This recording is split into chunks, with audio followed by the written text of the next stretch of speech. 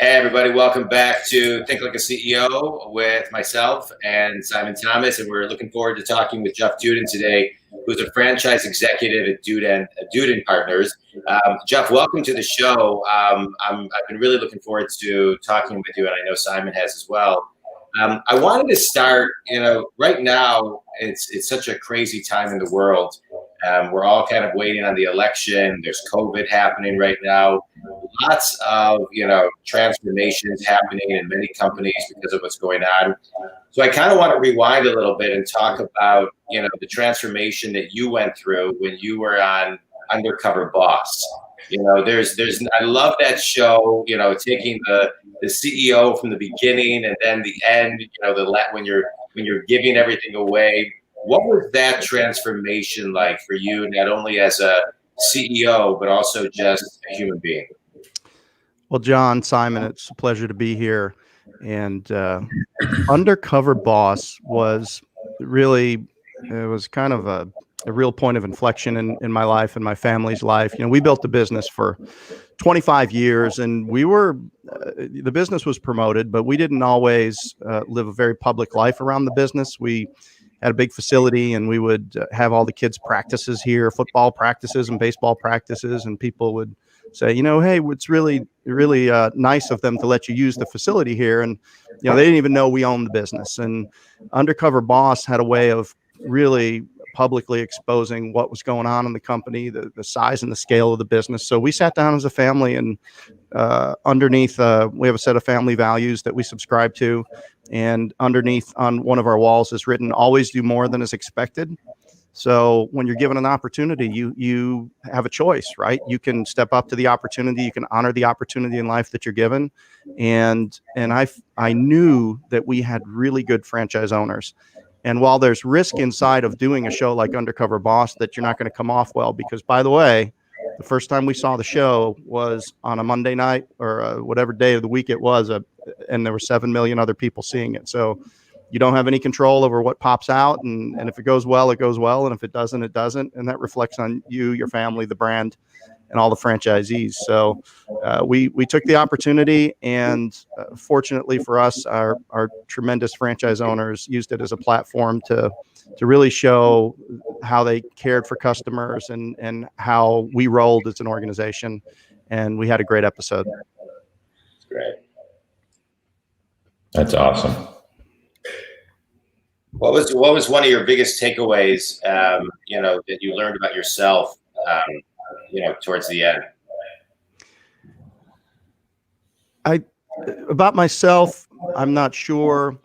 About the company, one of the takeaways was you can never communicate enough. You can never provide enough training. Going out across the country, and we traveled and we had conventions and regional meetings, but really going out to the jobs with the franchisees and seeing them in the trucks that, my wife drew up on a piece of paper, all across the country and doing the jobs that we had taught them to do. It was a tremendous sense of pride.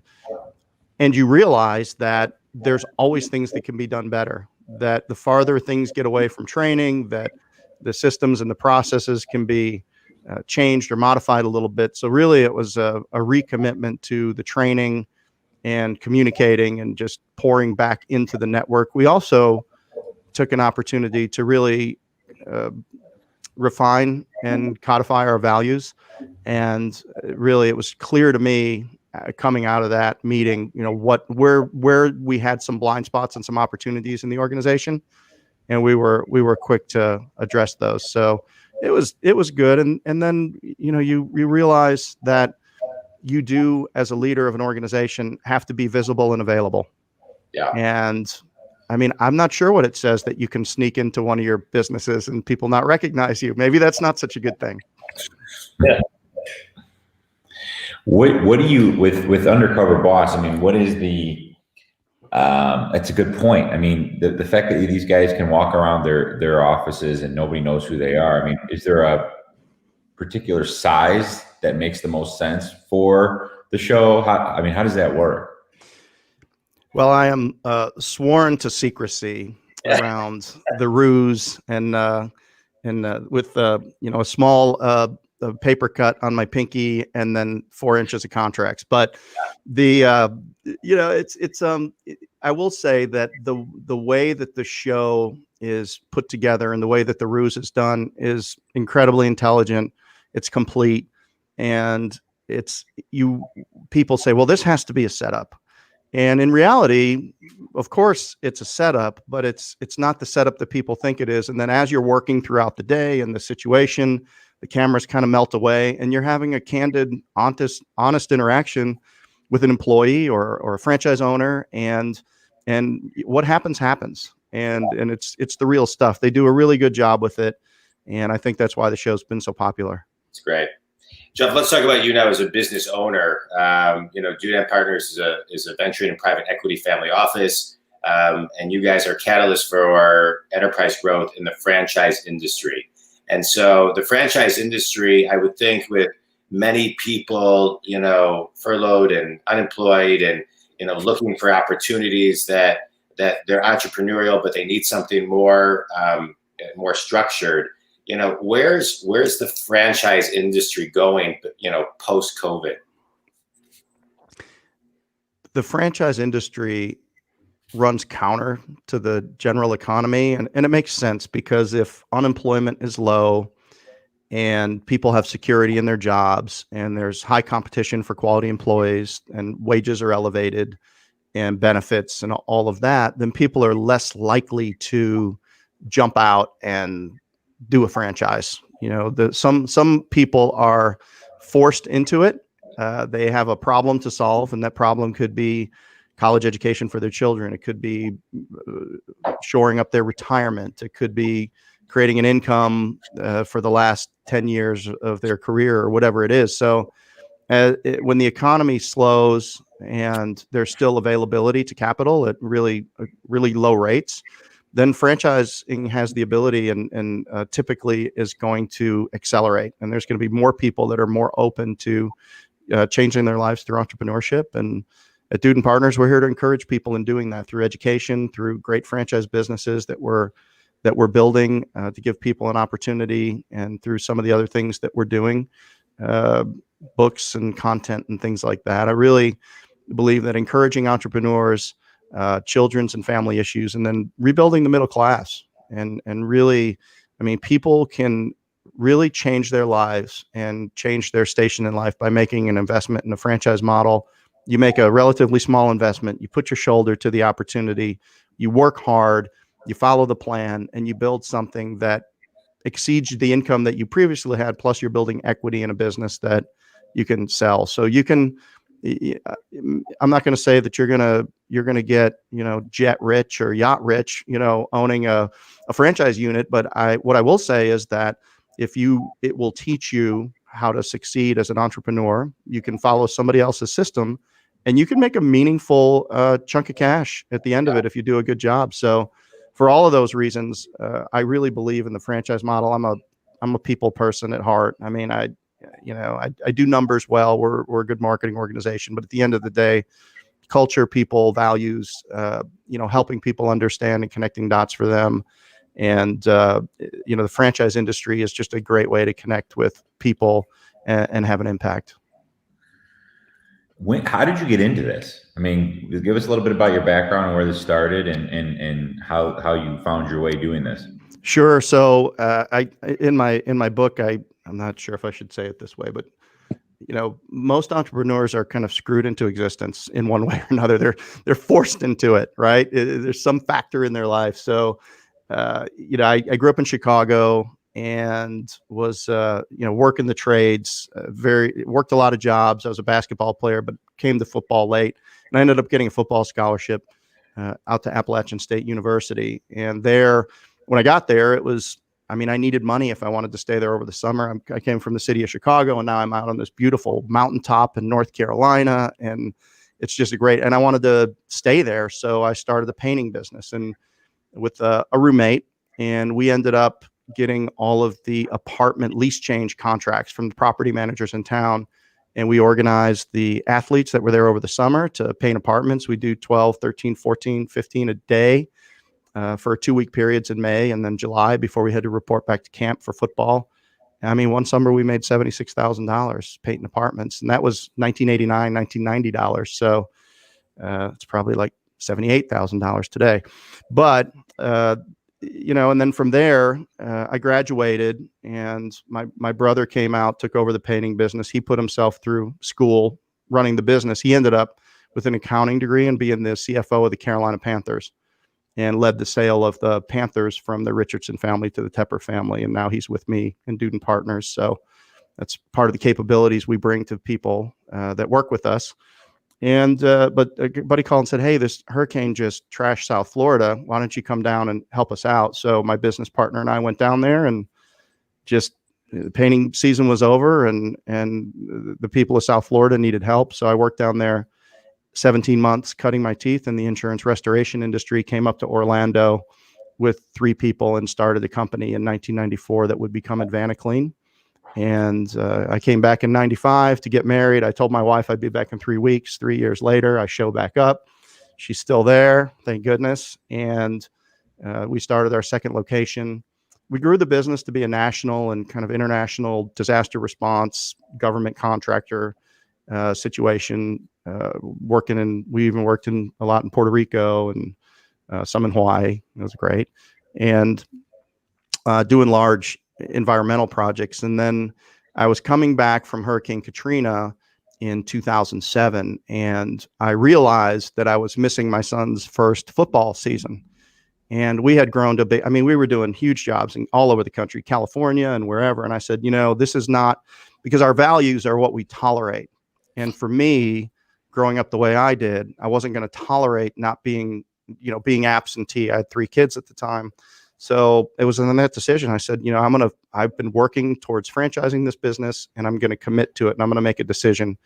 And I really didn't realize it at the time, but it was my values that made the decision easy for me. So in 2006, 7, and 8, I sold all of our company stores under the franchise model. In 2009, we went to the market selling franchises to the general public for the first time. And in 2018, we ended up with 230 locations in 37 states. And January 1st, 19, I sold that business to Home Franchise Concepts out of Irvine, California, who is the parent company of Budget Blinds. Right. And those locations were insurance restoration. That's what that was? We started as insurance restoration, traditional fire and water damage contractor, but we really wanted to niche. I started making more money when I took the repairs out and I started doing high margin complementary services. So what does that mean? Duct cleaning, mold remediation, and the emergency water removal were kind of at the basis of it, because if you were doing one, there was usually the other. They were all high margin. There wasn't a real finished product, and it didn't tie up your capital in doing repairs. So we really just took and it was we had to do a hard stop on the other stuff. When you're building a business, for people that are entrepreneurs out there, you're going to throw your business away 3 or 4 times in favor of something else. You usually have to give something up to get something. And that was one of those moments. We sent a letter out to all 45 insurance adjusters that were referring us fire damage jobs and said, we don't do it anymore. And the phone stopped ringing. And that gave us the time and ability to focus on the things we wanted to do. And thankfully we survived that. But so we ended up, the way we positioned ourselves was a light environmental service contractor, an emergency service contractor with an expertise in disaster restoration and government contracting. Yeah, that's great. That is great. Congratulations. What I love about everything that you're talking about is this kind of this kind of theme, undercurrent theme of, you kind of being in spaces where you made decisions that were in alignment with your values. And I think a lot of people, especially since COVID, have been more in alignment with that, getting more in alignment with their personal values, their company values, all of that. But I think also it helps you make better decisions. And, I love the title of your book, Discernment, the Business Athlete's Regiment for a Great Life Through Better Decisions.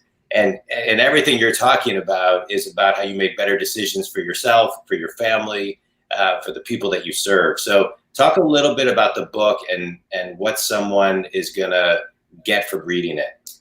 Yeah. Absolutely.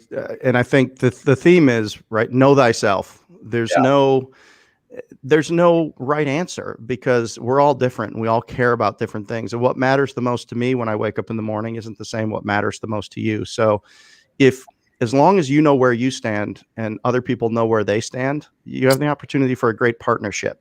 Yeah. And if you're creating situations where you have to be somebody that you're not, you can't be that way for that long. So a strong self-assessment of who you are and what's important to you is really, I think, a cornerstone or a fundamental of a good entrepreneur, because then you can communicate. Look, I'm not good at marketing, so but I can sell, or whatever it is, and you create good partnerships that way. But the concept of a business athlete. So if you wanted to be a better basketball player, you would say, all right, I'm going to work on my left-handed dribble. I'm going to shoot 100 free throws. I'm going to do this. And especially today, people grow up training. I don't care if it's an instrument or a sport or whatever it is, but they focus on the training. So if you wanted to be a better decision maker in business, because the quality of your decisions determines ultimately the quality of your life and the success of your business. So if you wanted to make better decisions, how would you train your decision-making prowess? What are the things that you would do? How would you create models of thought so you could collect these skills so that when you're faced with a scenario that you could say, well, if I make this decision, this could be an outcome, or this could be an outcome, or this could be an outcome. And then ultimately you increase your probabilities, because I will tell you, if you look at Enron or Arthur Andersen, anything can go to zero. Mm-hmm. Anything can go to zero, and nothing is 100%. I mean, you could watch me drop dead right now on the screen, right?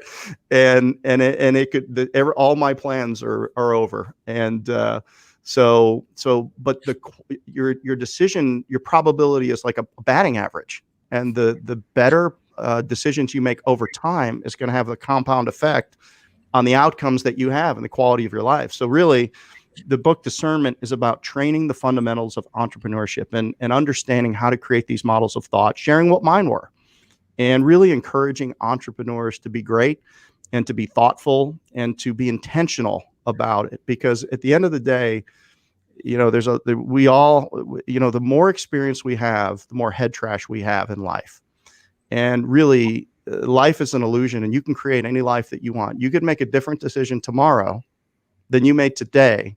Yeah. And your life wouldn't change overnight, but over 90 days, over 120 days, over a year, you can have a completely different life that you've dreamed up for yourself a year from now. Now, we all got bills to pay. So, right, you can't just say, well, one of those decisions can't be you stop the income coming in. But inside of that, I mean, people get really, really creative and productive when they're working without a net. And they have the thought to create an intentional future for themselves. So that's really what it is, unpacking my experiences and trying to relate those to people where they might be on their path, on their journey, so that they can use some of these tools and hopefully learn from the hard lessons that I had. That's great. Now, when you look at, you go to your website, you can partners, start a new franchise, growing your existing business. Explain to it, how does, I'm somebody that wants to start my own business. Am I contacting you or wanting to buy into a franchise? And how does that process work? I'm contacting you and you're helping us match. You're looking at all different concepts. You guys have access to a bunch of franchises. How does your business work? Yeah, great question. So the Dudan Partners business really works at the franchisor level. So if you have a business that you've built and it's great and you love it and you're authentic inside of it and you want to understand how would I expand this business through franchising, you would reach out to us at Dudan Partners, and we have programs and engagements that can help you understand what the opportunity is and how you would go about doing that. If you're somebody that's looking to buy a franchise, we have other companies that we're in partnership with. The franchise consulting company with Nick Neonakis has 140 business coaches that can help you find the right franchise for you. We also have a franchise sales organization called Friend DevCo. So if you're a franchisor and you've already decided to franchise and you are franchising and you want to grow it exponentially, we have a company for you there. So So really, it's this collection of businesses. Whether you're looking to franchise your business, you're looking to grow your franchise business that you've already done, and understand what it's like. Because people, honestly, a lot of people that franchise their business, they get that first 3 to 5 units, and then they realize, man, I'm in deep, and I need help, and I didn't understand it was going to be this expensive, and I'm not sure what the next move is. And that's really where we have an expertise, is helping you grow a business and do a great job, always doing right by your franchisees and all of that. So really anybody, and then the podcast, the books, if you want to be encouraged as an entrepreneur and the franchise industry is big, you can connect with us and we can understand what you're looking for and connect you with the right people. Right. So to clarify a couple things, because that was great, a great review. If somebody wants to buy and get into a franchise and needs consulting, or if somebody has a company that they say, hey, this concept, this is a great idea, I want to franchise this to 10 locations, 100 locations, 1,000 locations, you can help them step by step. Again, just going to your tagline, make better decisions along the way to maybe accelerate the process of what they want to accomplish.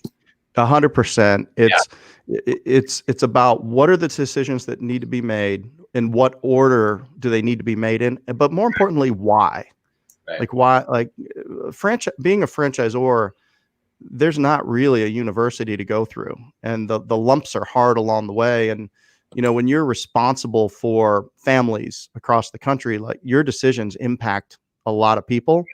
So you need to make the best possible decisions you can for the families that you're responsible for. Yeah, so important. Let me ask you a question based on that. I'm a big believer everybody needs a minimum of 3 mentors. Let's talk about the power of mentorship, because I think some people resist it. And, whether it's mentorship, coaching, investing in yourself, just talk and highlight a little bit, Jeff, if you would, about the power of mentorship and how it helped you accelerate, your business and your life. It's everything. I can name a dozen people who, without them, I wouldn't have the thinking that I do today. I wouldn't be where I am today. I joined Vistage. I was a Vistage member. I had a great Vistage chair. David Zierfoss grew Husqvarna North America from 29 million to 530 million. And when he retired, he became a coach and a mentor through Vistage. And I was with him for 9 years. He's a great friend. He was impactful, and many other people in the franchise industry along the way who were so willing to give their time and pour in. You always have to be looking for a bigger room, and there's people that you need around your table, and you always need to be looking for a bigger table and a bigger room, because no matter how successful you become, there's multiple levels that you can always get to. Good entrepreneurs are very curious, and they're also really want to continue to expand and learn more. So, and like our life is shaped, David would tell me, your life is going to be shaped by the conversations you have, the people that you meet, and the books that you read. So reading a great book is almost like having a personal conversation with the author, who took the time to write all this stuff down, and you're inside their head. And so if you can't get in the room with somebody, read their book, see what they were thinking, and try to understand that way. And as business owners, I love to, this little bit is that some people get paid by the hour. Other people get paid commission, like salespeople. Well, business owners get paid by the conversation. And the conversations that we have, the quality of the conversations that we have, the leadership that we provide in those moments to people, to constantly be shaping the culture and the thinking of an organization. Like, that's where great leaders get paid. Yeah, it's great. It's great stuff. I love so many of the lines you just said. The bigger room, business people get paid by the conversation. This series that Simon and I do is called Think Like a CEO. And all the nuggets you gave is, no matter what position you have in any company, this is CEO thinking. So I think it's great. You ready for a speed round, Jeff? Sure. All right. Let me get my coffee. Speaking of books, you got a great book, but what's your favorite book and why? I would have to go with Principles by Ray Dalio. It's taken me a year and a half to read that. It's heady stuff, but there's nothing. If there's anything held back, I hate to think of what it is, because that is such a complete iteration, a complete description of how he built an incredible company. I love the 28-minute principles video on YouTube. I've probably watched it 100 times, and I share it during franchise training, just to get people to think about taking control of their destiny and how to think about goals, and how to think about that the goal is just the bait. Because look, for all of the struggles that we had to overcome, and probably going out of business over 25 years, a dozen times almost, in different phases of it, and picking ourselves back up and saying, okay, well, this is what we need to do. I mean, when you make those decisions, for me anyway, I looked around the room and I said, am I willing to bet my house on this team? Yeah. Like, that's like, if you're not, so you better be tight with your team. You better have treated them right, because you're going to, at some point, you're going to be exposed to these people. But for all of those, then we've had some tremendous successes. And you do realize when you have a success, you sell a business, or you get, you achieve a goal that's pretty short-lived. Yeah. Where, it's like, okay, my wife said, hey, I'm really looking to spend a lot more time with you, after we sold the company, because it'd been a 25-year grind and raising 3 kids and all of that. And, so I took 3 days off, and that was what we did. And then, right back into it. I'm like, there's so much to share, and there's people out there that need to benefit from everything that we've learned. And so that's what we did. And so the goals that you achieve aren't the end point. They are just the bait to give you the opportunity to identify and to pursue the next level of goals. Yeah, that's great. And that's where we're fulfilled, right? I mean, we are fulfilled. Fulfillment comes from the pursuit of a worthy ideal. Yeah. Success minus fulfillment equals failure. One of my favorite Tony Robbins quotes of all time. Jeff, tell people who your ideal clients are and how they can get a hold of you. Anybody who is looking to be an entrepreneur, anybody who is looking to franchise their business or grow their franchise business, can reach me directly. Email at jeff@dudan.me. That's JEFF @dudan.me. Just put my name in, Jeff Dudan, DUDAN, on LinkedIn. Would be probably the other way that people reach out to me the best. Or I think that's pretty much the best ways. Or you can go to dudanpartners.com or jeffdudan.com. Will get you to the same place. Great. Jeff, I appreciate everything you shared about the compounding, the decision making, the awareness, the order of business decisions, and having great conversations. Everything you shared today was so solid. I feel like I get a master's class every time I interview somebody. So I want to thank you very much for you and your time and your wisdom. And I'm going to let Simon close this out. No, thanks for your time, Jeff. When I hear you speak, you talk to a lot of business owners and CEOs and people who started something and they're 10, 15, 20 years ahead of where I'm at today. And you talk about family, you talk about people person, you're, almost failing, 12 times, but coming back from that. And those things are very motivating. And when people are in the thick of it, there's a lot of mental stuff that goes on. And when you hear stories like yours, they're motivating. So that's awesome. And what you're doing, it sounds great. And I'm looking forward to talking to you in the future. Yeah. Simon, John, I appreciate it. Hey, nothing is fatal. Right. And first things first, second things never, and just calm the swirl and keep moving. Amen. Amen to that. All right. Jeff, thanks, guys. This was awesome. I appreciate it. Simon, thanks, man. Jeff, thank you. And everybody who listens, thanks so much. Appreciate it. Cheers, guys. Talk to you. Cheers. Yep.